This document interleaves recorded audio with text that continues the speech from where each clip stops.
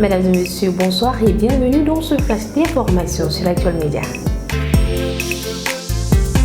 Nous débutons ce flash d'information par l'actualité nationale. La rentrée scolaire initialement prévue pour le 1er octobre 2024 a été repoussée en raison des inondations dévastatrices qui ont frappé le pays, laissant de nombreuses salles de classe occupées par les sinistrés. Les membres du gouvernement ont effectué une visite ce week-end pour évaluer la situation et ont constaté que certaines salles sont désormais libérées, permettant ainsi de préparer la reprise des cours. Cependant, d'autres salles demeurent encore en cours de déblayement ou de réhabilitation.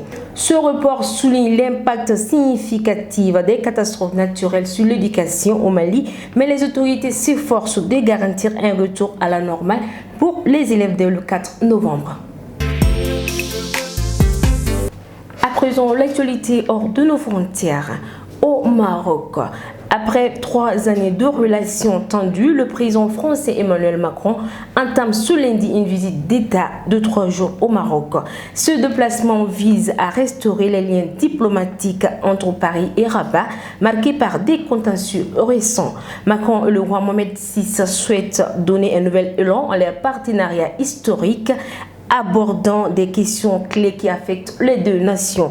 Cette rencontre pourrait marquer un tournant significatif dans les relations bilatérales. Au Liban. Alors que le Liban traverse une crise économique sans précédent, la récente escalade des tensions avec l'Israël aggrave encore la situation. Les conséquences de ce conflit prolongé se font déjà sentir sur une économie déjà à bout de souffle, exacerbant la pauvreté et le chômage. Les entreprises sont en difficulté, les infrastructures sont endommagées et la confiance des investisseurs est au plus bas. Dans ce contexte incertain, les Libanais craignent que la guerre ne fasse sombrer davantage leur pays dans le chaos économique et social.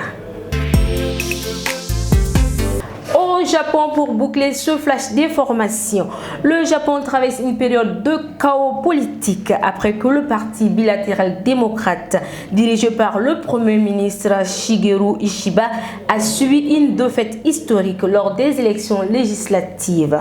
Pour la première fois en 15 ans, la coalition au pouvoir n'a pas réussi à obtenir la majorité, ce qui remet en question la stabilité du gouvernement et ouvre la voie à une nouvelle dynamique politique.